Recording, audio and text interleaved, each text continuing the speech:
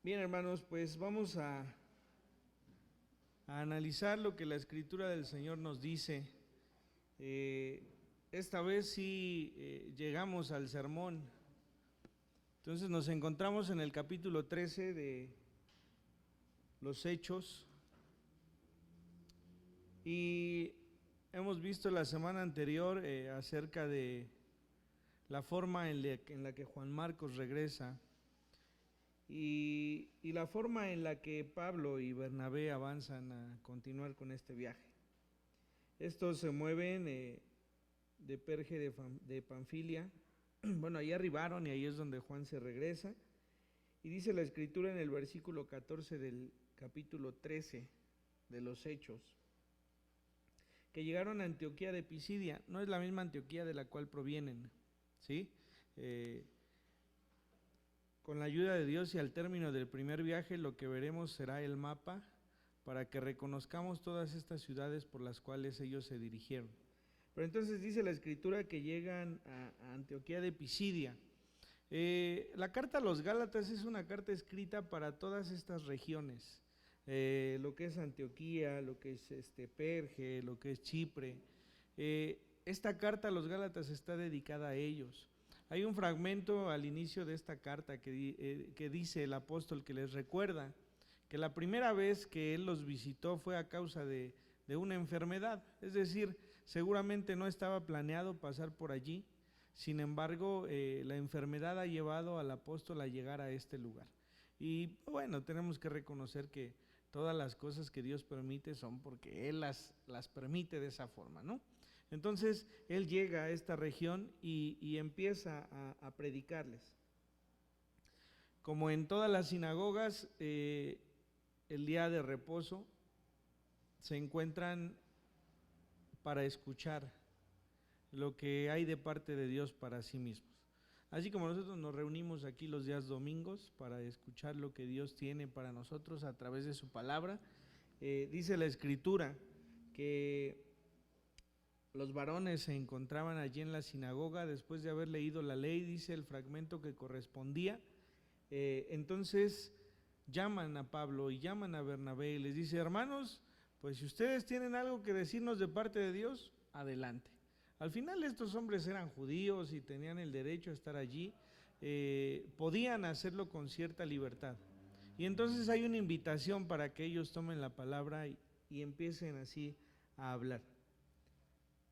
No tardó Pablo en ponerse frente a todos y dice la Escritura que con una señal les mostró que debían guardar silencio.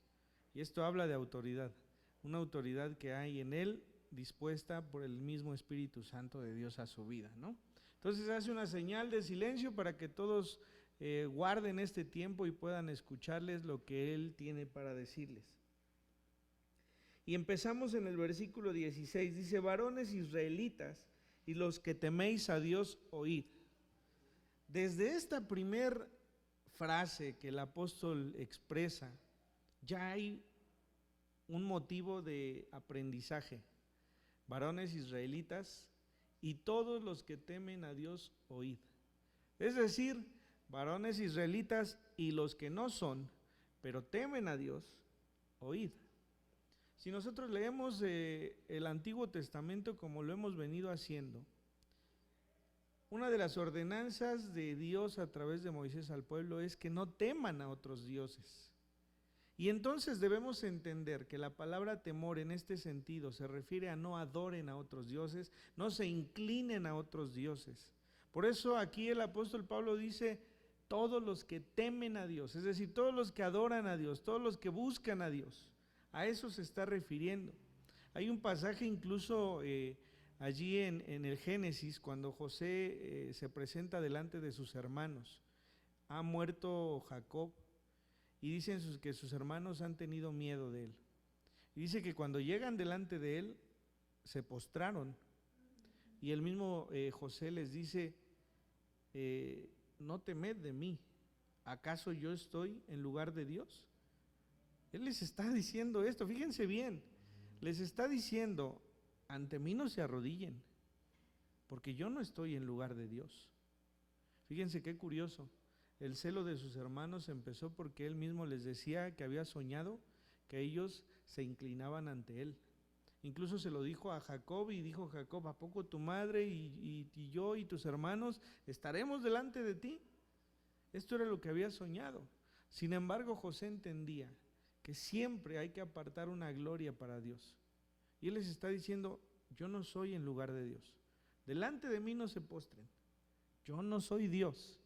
Entonces, entendamos este primer versículo como un apóstol que sabe que tiene que dirigir su discurso ya no solamente a los israelitas, ya no solamente a este pueblo que había sido apartado por Dios, es para todo aquel que teme el nombre de Dios, para todos nosotros que tememos el nombre de Dios. Y no es un temor de espanto, es un temor reverencial, de saber que Él es Dios, de saber que Él es nuestro Dios. Entonces, de esta manera es como este hombre inicia. Y hace un discurso que quizá pudiésemos ver muy parecido a otros. Empieza recordando al pueblo de Israel cómo es que fue escogido y cómo es que fue guiado por el Señor hasta cierto momento. ¿Cuál es el mensaje que les da? Dice: son el pueblo escogido por Dios. Eso lo tenemos todos claro nosotros, y ellos más lo tenían claro, ¿no? Ellos sabían que habían sido apartados por el Señor, que habían sido seleccionados por el Señor. Pero hay algo que nosotros tenemos que entender. En el libro de Deuteronomio, en los capítulos que leímos esta semana, es muy claro Moisés cuando recapitula todo lo que ha pasado con el pueblo.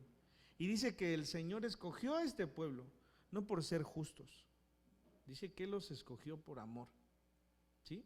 Este es el pueblo de Dios, pero ha sido escogido no por ser mejor que otro, sino por la misericordia y gracia del Señor. Tan es así que el mismo Moisés empieza a recapitular todo lo que el Señor ha batallado con ellos y les empieza a decir cuántas veces han fallado. Les dice inclusive que cuando talló las tablas de oro con la ley, el mismo Señor le dijo: baja, porque este pueblo que tú sacaste de Egipto ha pecado contra mí y se ha hecho un altar para adorar. Y entonces dice Moisés que él desciende y que él rompe las tablas de la ley, y dice que intercedió por este pueblo, así como intercedió por el mismo Aarón. El mismo Aarón, que era el sacerdote del Señor, fue el que levantó este becerro de oro. Entonces, lo que está diciendo el apóstol es: sí son el pueblo apartado, pero yo entiendo que cuando nosotros hemos hecho algo y hay alguna palabra de Dios para nuestras vidas, seguramente recordamos todos estos momentos en los que le hemos fallado. Y no es el sentido de acusatorio, el sentido de que el Señor nos haga entender otra vez que somos pecadores, no. Es simplemente la manera en el que nuestro Dios nos recuerda de dónde nos tomó y cómo nos ha escogido por misericordia y por gracia. Entonces empieza diciéndoles: ustedes son el pueblo escogido por Dios. Lo soportó por 40 años en el desierto. Insisto en la lectura que hemos tenido. El mismo Moisés, ahí en Deuteronomio, en el capítulo 8, ayer lo leíamos Adi y yo, nada más nos volteamos a ver porque a veces no ponemos mucha atención en lo que leemos, pero ahora que lo hacemos con detenimiento y de verdad nos impacta lo que leemos. En el capítulo 8, en el versículo 2 dice: y te acordarás de todo el camino por donde te ha traído Jehová tu Dios estos 40 años en el desierto, para afligirte, para probarte, para saber lo que había en tu corazón, si habías de guardar o no sus mandamientos. Y te afligió y te hizo tener hambre, y te sustentó con maná, comida que no conocías tú ni tus padres la habían conocido, para hacerte saber que no solo de pan vivirá el hombre, mas de todo lo que sale de la boca de Jehová vivirá el hombre. Imagínense que usted esté en aflicción o en enfermedad y que el pastor le diga: el Señor lo ha permitido para probar lo que hay en el fondo de tu corazón. Son palabras muy fuertes y a veces no las resistimos, pero Moisés se lo está diciendo a aquellos hijos que quedaron de los que salieron de Egipto. Les está recordando todo lo que pasó. Él les dio maná, dice, es un pan que nadie conocía, un pan descendido del cielo, milagrosamente descendido del cielo. Él les dio agua en el desierto durante 40 años. Él probó su corazón para ver lo que había en lo profundo de él. ¿Y qué había en lo profundo de él? Hombres y mujeres que no creían en lo que Dios era y que habían visto milagros. La fe no es del que ve los milagros, ¿eh? La fe proviene de Dios, pero hay quienes no tienen que ver un milagro para creer que el Señor Jesucristo es su Salvador. A otros se les aparecerá enfrente y ni así creerán. Pero esto es por lo escondido, por lo profundo de nuestro corazón. Y el Señor se los reveló. ¿Cómo se los reveló? A través, dice, de hambre, a través de afligirles, de probarles. Entonces tenemos que entender que a veces, no siempre, las pruebas también provienen de Dios, pero el propósito es distinto. El propósito es que nosotros nos demos cuenta de lo profundo de nuestro ser, porque Dios lo conoce. Él no tendría que hacerlo para conocer lo que hay en lo profundo de nuestro corazón. Él lo conoce, es Dios. Pero nosotros no. Al nosotros encontrar lo profundo de nuestro ser, es que entonces decidimos y entendemos que necesitamos de un Salvador.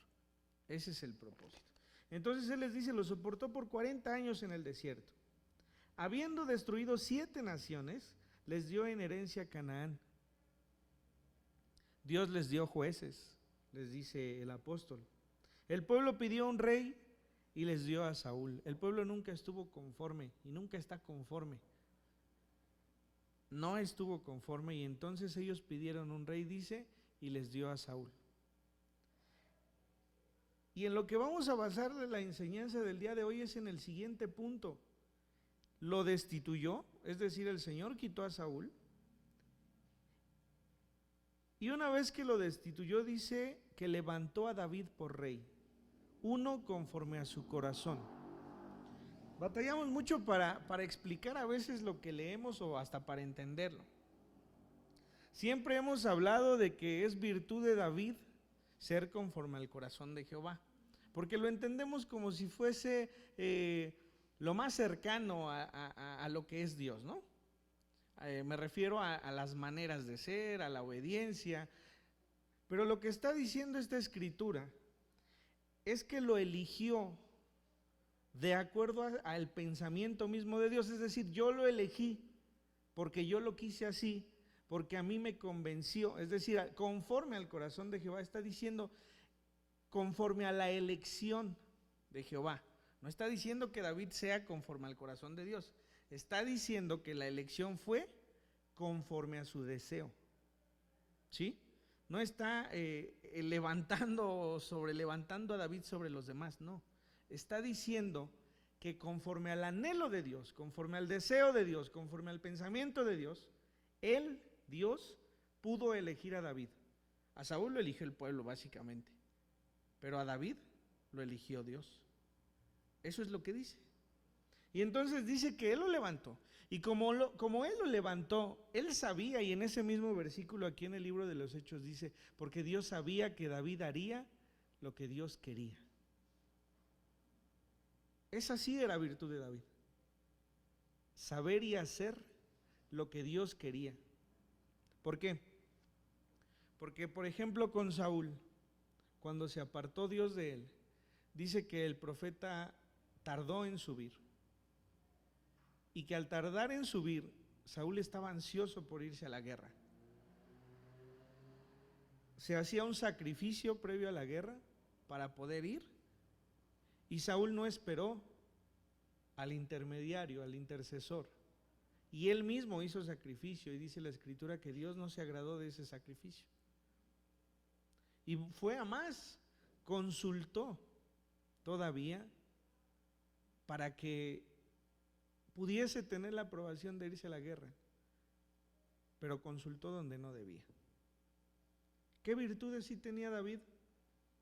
La virtud de respetar al rey Saúl, aún en medio de la persecución que levantó contra él. La virtud de obedecer al Señor y de saberse pecador y de pedir perdón por su pecado. La virtud de jamás arrodillarse a otros dioses. La virtud de tener por sobre todas las cosas el templo del Señor en el desierto y traerlo al pueblo con una alegría que solamente podía provenir de Dios, ¿no? Nosotros cantamos estos cantos que de alguna manera comparan al rey Saúl con el rey David, ¿no? Saúl mató a 1000 y David a sus 10,000, porque David andaba, dice, conforme al corazón de Jehová. Bueno, este canto inclusive nos hace pensar de otra manera conforme al corazón de Jehová, distinto a lo que acabamos de ver. Pero David siempre hizo lo que Dios quiso. Y entonces dice la Escritura que hubo una promesa de Dios al rey David. Vamos a leerla en 2 de Samuel, en el capítulo 7.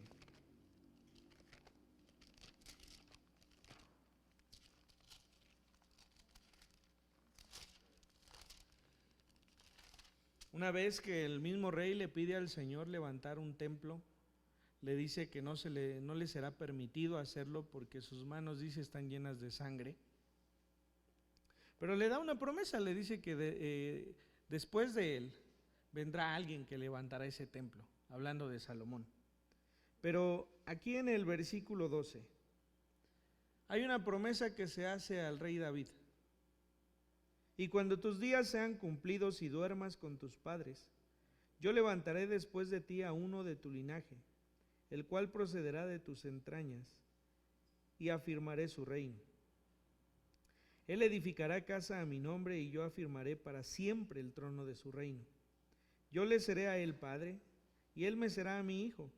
Y si él hiciere mal, yo le castigaré con vara de hombres, y con azotes de hijos de hombres. Pero mi misericordia no se apartará de él, como la aparté de Saúl, al cual quité de delante de ti.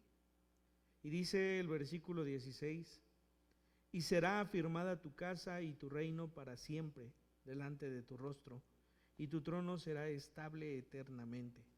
Conforme a todas estas palabras y conforme a toda esta visión, así habló Natán a David. Es una profecía que se había dado al rey David, en la cual se le prometía que aunque él muriera, en el momento en el que él muriera, vendría una perpetuidad en su reino. Esta es la promesa que el pueblo israelita, que el pueblo judío espera aún. Muchos de ellos que creyeron que el Señor Jesucristo era el Mesías han visto concluida esa promesa. Hay muchos que no. Pero entonces lo que el apóstol está haciendo es colocarlos en un contexto de recordar todo lo que ha pasado. Si se fijan, no empieza la historia del pueblo desde Abraham. Muy a duras penas renombra lo que pasó con el pueblo al ser escogido. Pero donde basa su enseñanza en este momento es en el rey David. Y les recuerda, había una promesa para el rey David. Esa promesa era establecer un reino perpetuo que vendría de la descendencia y del linaje de este hombre. Por fin tiene la atención de todos. No les está hablando a unos que no conocen la historia. Les está hablando a unos que todos los días se juntan para recordar esa historia, para rehacerla en sus mentes. Se cuentan unos a otros todo lo que ha pasado. Es una historia rica en la enseñanza, no es desconocida para nadie. Él concluye esta parte diciendo que él levantó al rey David y que de la descendencia de éste vendría cumplida la promesa. Y de allí se salta a Juan el Bautista. Y si ustedes recuerdan a Juan, Juan predicaba la confesión de pecados. Era tan grande Juan dentro del conocimiento del pueblo israelita. Pero dice, pero antes de que viniesen sus días, este mismo hombre dijo, ¿quién crees que soy yo? Yo no soy él.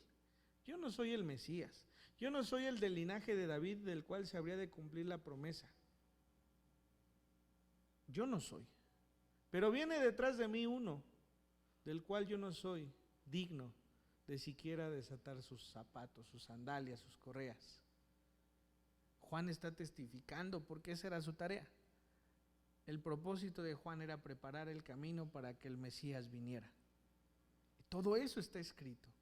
Eso es lo que les está recordando el apóstol. Les anuncia algo más duro todavía. Les está diciendo, todos los que habitaron en Jerusalén, todos los que le condenaron, al no hacer caso de saber, de entender que el Señor Jesucristo era el Mesías, han cumplido la profecía. Imagínense qué duro. Les está diciendo, todos aquellos que no quisieron hacer caso, lo único que estaban haciendo era cumplir lo que estaba escrito. Yo les invito a que hoy por la tarde lean el Salmo 69 y que lo leamos bajo esta perspectiva. Es un salmo crudo, es un salmo en el que el Señor Jesús, triste, desesperado, pide del aliento de Dios Padre para ser levantado. En donde podemos leer cómo su tristeza de no ser recibido por los suyos, dice la Escritura, a los suyos vino y los suyos no le recibieron.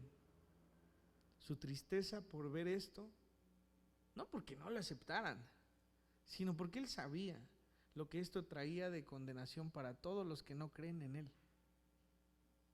Cuando el Señor viene con nosotros y nos habla por medio de cualquier persona o de su palabra, o de una oración o de un sueño, y nosotros no creemos, la tristeza que él puede sentir no es porque no hayamos creído que él era Dios, es por la consecuencia del no creer.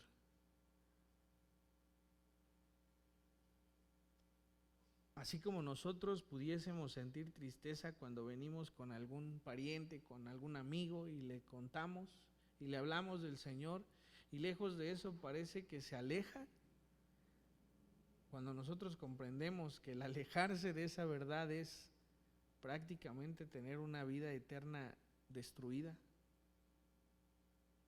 es complicado. Platicábamos Adi y yo acerca de cómo las instrucciones hacia el pueblo era entren y destruyan todo y a todos. Y pues a veces uno dice, ay, ¿a poco sí van? O sea, mataron a todos, ¿no? Acabaron con todo. Y uno a veces no entiende eso en la Biblia. Pero cuando vemos esta escritura en la palabra, es porque es un pueblo lleno de maldad, pero de maldad llena de idolatría, de maldad llena de prácticas inusuales que van completamente en contra de Dios. Las cosas que sorprendieron a Abraham cuando el Señor pidió a Isaac en sacrificio, fue porque él venía de un pueblo en el que acostumbraban sacrificar a sus hijos. Y él venía a un Dios del cual sabía que por amor no podía pedir eso.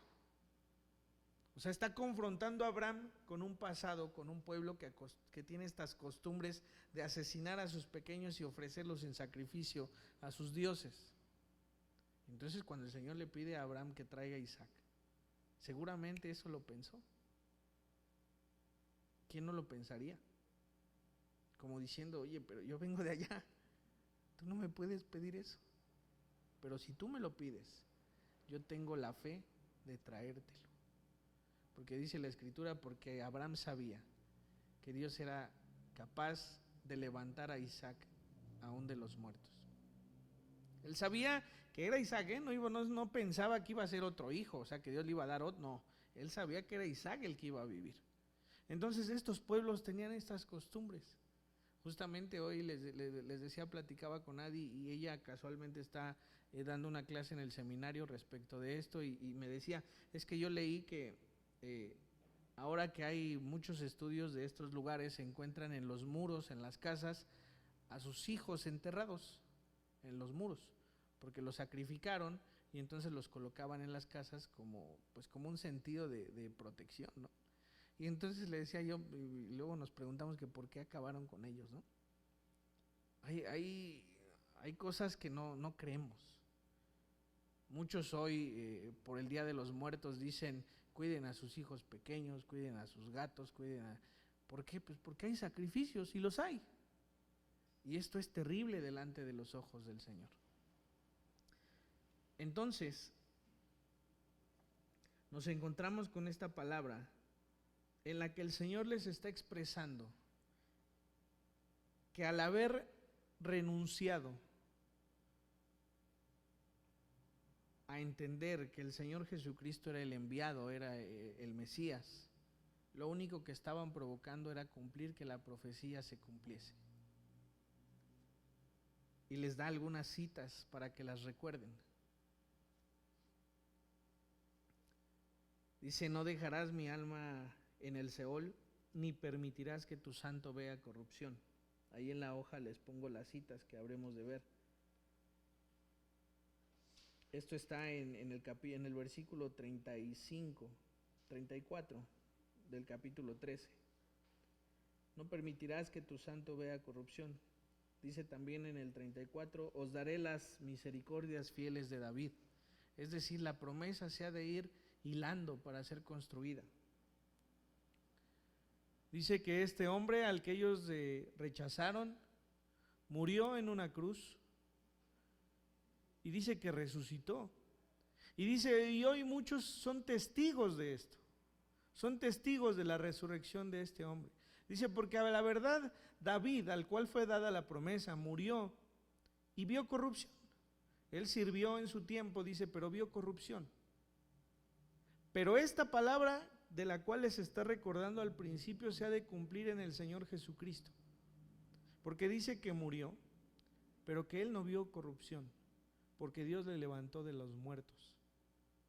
No hay potestad de la muerte sobre la vida, es Dios.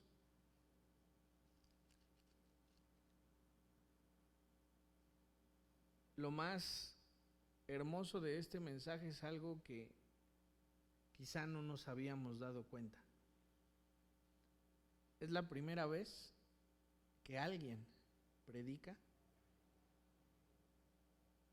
que el creer es superior al ser israelita. Dice,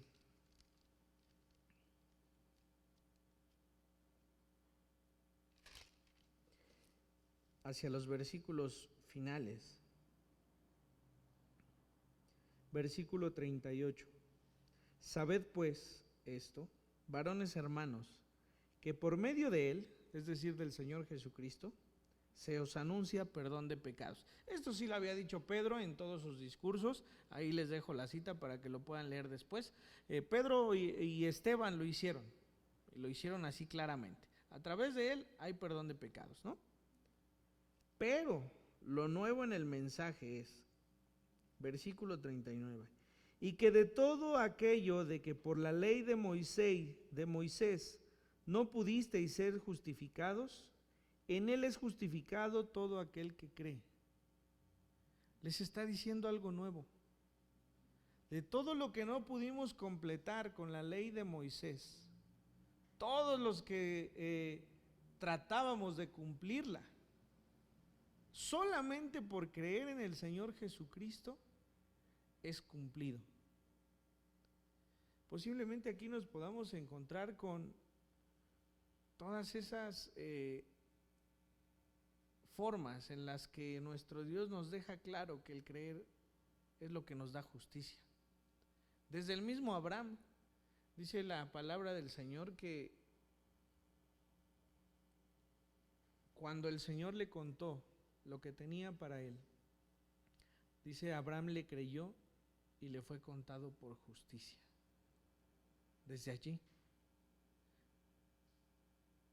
Después el pueblo creía que tenía que cumplir con la ley de Moisés para ser salvo. Pero lo primero que tenía que hacer era creer que Dios les había levantado, que les había escogido. Lo primero que tenía que pasar es que ellos temieran a Dios, insisto, en el sentido de la adoración, en el sentido de reconocerle como Dios, en el sentido de verle como a todos, como el único soberano. Hemos estado leyendo cómo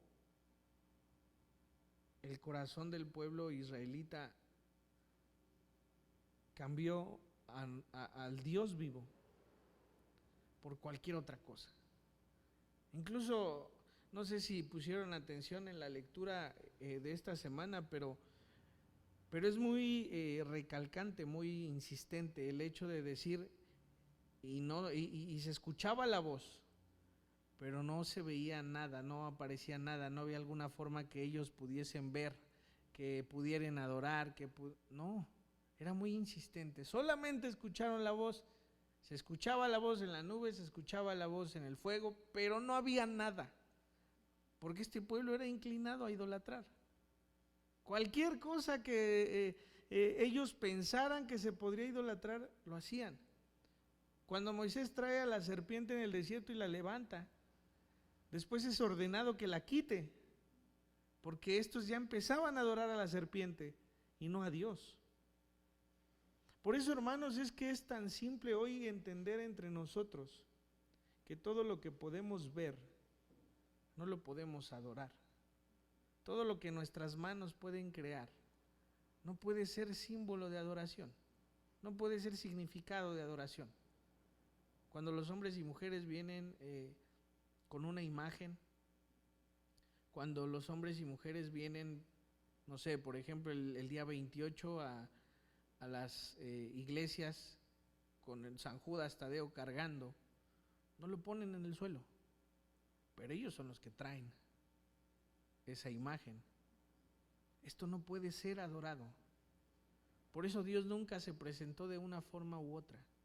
¿Había simbolismo? Sí, pero no era algo permanente, algo que dijera, bueno, van a hacer esto y esto es lo que van a adorar, no.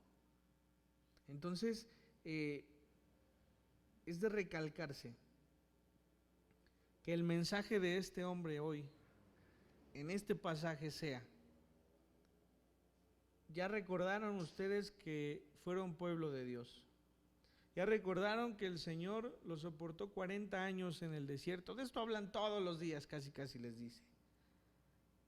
Ya recordaron que destruyó 7 naciones para que ustedes pudiesen entrar a la tierra prometida. Ya recordaron que Dios les dio jueces y que permitió que se levantase un rey llamado Saúl. Recuerden ahora que Él puso por gusto suyo, por decisión suya, al rey David. Y que a él le prometió que a través de su linaje, de su descendencia, vendría uno que tendría un reino afirmado perpetuamente. Ese que nos prometió es el Señor Jesucristo. Ese que crucificaron los que estaban en Jerusalén.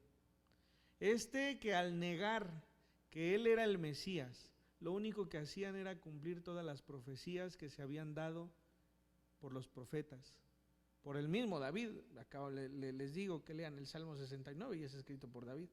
Quiere decir que es un salmo profético. Este mismo, todos lo vimos resucitado. Y todos los que lo vieron resucitado hoy testifican de este evangelio. Ese mismo, al morir y resucitar, y al no ver la corrupción, es decir, al no permanecer muerto, ha dado perdón de pecados. Y ese perdón de pecados es superior a cumplir la ley de Moisés. Si esto no es contrario a todo lo que Pablo predicaba antes, no sé qué lo sea. Está hablando un hombre restaurado. Está hablando un hombre que, como escribe en la carta a los Gálatas, el evangelio lo recibió directamente del Señor Jesucristo. Está hablando un hombre que pudo dejar atrás el mensaje que un día traía, como para dar hoy un mensaje completamente distinto. A veces nosotros discutimos o platicamos con alguien y qué difícil es cambiar de opinión, ¿eh? Así nos den argumentos, qué difícil es hacerlo. Este hombre cambió su estructura de vida. Su estructura de enseñanza, dice que desde que Gamaliel lo tomó para enseñarle, todo tuvo que cambiar bajo su percepción. Y no solo eso, este mensaje es muy claro. Todo aquel que cree es justificado como no fue justificado por la ley de Moisés. Y entonces, algún día empezaremos con las cartas. Entonces, cuando leamos las cartas, podremos entender lo realmente valioso de ellas. Esta carta que les digo de los Gálatas inicia diciéndoles: tan pronto se olvidaron de la gracia. Este evangelio que yo les di, que no me fue dado por nadie, que me fue dado por el mismo Jesucristo, que les prediqué, tan pronto lo han abandonado porque alguien más ha venido a enseñarles otras cosas. Solo así podemos leer diferente algo. Solo así podemos entender lo que está escrito posteriormente. Les ha dado un mensaje tan firme que es increíble para él que cualquiera pudiese venir a moverlos de la estructura de la gracia.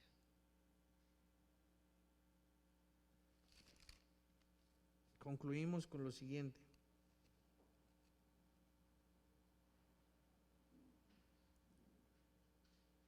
Dice la Escritura que fue tan importante este mensaje para este pueblo que para el siguiente día de reposo fueron invitados una vez más.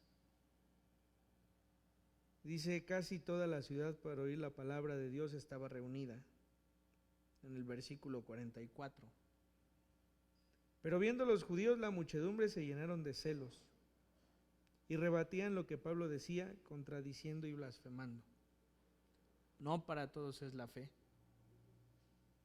Entonces Pablo y Bernabé, hablando con denuedo, dijeron: a vosotros a la verdad era necesario que se os hablase primero la palabra de Dios, mas puesto que la desecháis y no os juzgáis dignos de la vida eterna, he aquí nos volvemos a los gentiles. Este versículo es tristísimo. Para ustedes era la palabra, para ustedes era el evangelio, para todo el pueblo escogido.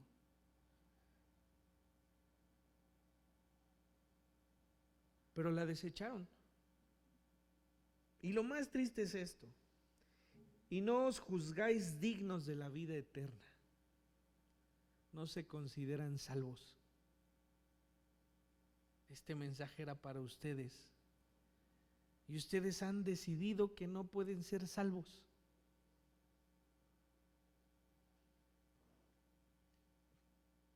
Lejos de todo, el apóstol era judío. ¿Cuánto le pudo doler que los suyos no hayan reconocido la gracia del Señor para salvación? Y que hayan elegido que lo que ellos pensaban era lo verdadero, aunque eso significara que no fuesen salvos. Algunos dicen: Dios no existe. Está bien que lo crean, más bien está mal que lo crean. Y algún otro decía: pues si no existe, pues ya lo hicimos todos, ¿no? Pero si existe. Este hombre con mucha tristeza les dijo: esta palabra era para todos nosotros. Fue primero para todos nosotros. Pero como ustedes dicen que no puede haber vida eterna de esta manera, como ustedes juzgan que no puede ser de esta manera ser salvos, entonces nosotros tendremos que ir a los gentiles. Ya después en la carta a los Romanos entenderemos por qué de esto. Pero para poder juzgar entre uno que es salvo y uno que no es salvo, tiene que haber uno que sí crea. O sea, para yo decir que esto es negro y que esto es blanco, tiene que haber una diferencia que yo pueda notar. Entonces alguien sí tenía que creer para poder decir: tú eres pecador porque no creíste. Él sí creyó. Entonces, a través de eso, alcanzamos salvación cada uno de nosotros. Entonces, confiemos en que, como dice aquí el apóstol en su primer mensaje, la salvación la podemos alcanzar creyendo en el Señor Jesucristo, creyendo que en Él se cumplió la promesa hecha a David, creyendo que en Él se cumplió la profecía hecha a David, y podamos considerarnos de esta manera ser dignos de salvación. Cuando alguien nos pregunte, ay, ¿eres muy santito? Pues sí, soy santo. Pero soy santo porque el ser santo es ser apartado en salvación a través de haber creído en el Señor Jesucristo. Que no nos espante decirlo. Somos dignos de salvación. Dice la Escritura aquí que ellos se juzgaron como no merecedores de la vida eterna. Yo quiero pensar que cada uno de nosotros nos hemos considerado como dignos de ser salvos y de tener vida eterna por el sacrificio del Señor Jesucristo. El pasaje de Filipenses 3:9 que hemos puesto ya en algún otro momento, lo tiene allí en su hojita y dice: y ciertamente aún estimo todas las cosas como pérdida por la excelencia del conocimiento de Cristo Jesús, mi Señor, por amor del cual he perdido todo. Lo tengo por basura para ganar a Cristo y ser hallado en Él, no teniendo mi propia justicia que es por la ley, sino la que es por la fe de Cristo, la que es de Dios por la fe. Y recordábamos aquella vez que Pablo decía: yo era celoso judío, yo era judío de tal, y empezaba a describir su paso. Pero él decía: todo esto lo tengo por basura. Todo esto no me sirve para alcanzar la salvación. No puedo alcanzar la justicia por la ley. Y a todo esto lo rechazo para poder entender que por la fe en Cristo Jesús, entonces soy salvo. Y estos dos versículos resumirían todo lo que hoy acabamos de ver. Si hoy cada uno de nosotros cree que el Señor Jesucristo fue quien cumplió cada una de las profecías hechas al pueblo de Israel, en donde hallaría salvación y un reino eterno, entonces podemos considerarnos salvos y podemos tener la tranquilidad de que podemos juzgarnos como los hijos de Dios. Vamos a orar. Señor, te damos gracias por tus bendiciones. Gracias porque en la venida del Señor Jesucristo se cumplió cada palabra que había de ser hecha. El Hijo de Dios fue rechazado por los suyos, fue crucificado, pero también fue levantado de los muertos. Ninguna potestad había, como no la hay, sobre cada uno de nosotros. Te pedimos por este pueblo tuyo, Señor. Aún hoy, Señor, has de alcanzar a muchos para salvación. Manifiéstate a tu pueblo, que puedan ver la luz, tal como nosotros la hemos podido ver por gracia tuya. Te agradecemos por todo esto y te rogamos, Señor, que tu palabra siga siendo predicada, siga siendo llevada, Señor, para que muchos crean que tú, Señor, eres nuestro Salvador. Te damos gracias por todo esto, en tu nombre Jesús oramos, amén.